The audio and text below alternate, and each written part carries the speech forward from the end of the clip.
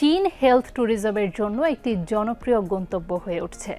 উন্নত চিকিৎসা প্রযুক্তি, দক্ষ চিকিৎসক এবং সাশ্রয়ী মূল্যের কারণে বিশ্বজুড়ে পরিচিতি লাভ করেছে চীন। এক্ষেত্রে বাংলাদেশিদের জন্য তৈরি হয়েছে নতুন সম্ভাবনা। কূটনৈতিক সম্পর্ক জোরদারের অংশ হিসেবে দুই দেশের পর্যটক বিনিময় করা গেলে তা উভয় দেশের পর্যটন শিল্পে নতুন দ্বার উন্মোচন করবে বলে মনে করেন সংশ্লিষ্টরা। বাংলাদেশের সঙ্গে চীনের বন্ধুত্বপূর্ণ ও দ্বিপাক্ষিক সুসম্পর্ক কয়েক যুগের। সে সম্পর্কেরই নতুন দিগন্ত উন্মোচন হয় চায়না বাংলাদেশ মেডিকেল ট্যুরিজমের মাধ্যমে, যা দুই দেশের মধ্যকার বিদ্যমান গভীর সম্পর্ককেই তুলে ধরে না, বরং অর্থনৈতিক সহযোগিতার নতুন পথও উন্মোচন করেছে। সাম্প্রতিক বছরগুলোতে চিকিৎসা পর্যটন বিশ্বব্যাপী একটি গুরুত্বপূর্ণ শিল্প হিসেবে আবির্ভূত হয়েছে।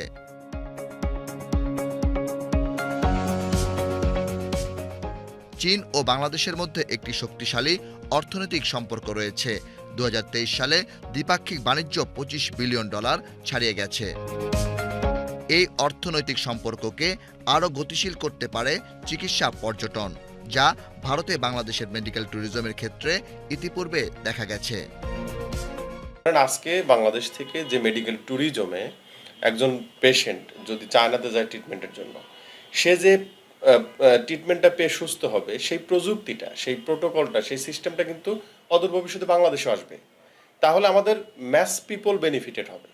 তার মানে এটা জাস্ট শুরু আমাদের ডেস্টিনেশন পৌঁছানোর, আমরা যেখানে যেতে চাচ্ছি।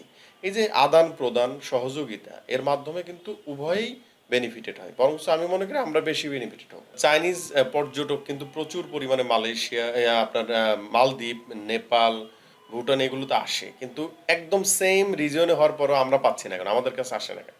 সো এই জায়গাটায় আমাদেরকে, আমার মনে হয়, একটু রিসার্চ করে যে আমাদের প্রচারণার ঘাটতিটা কোথায়, বা আমরা আমাদের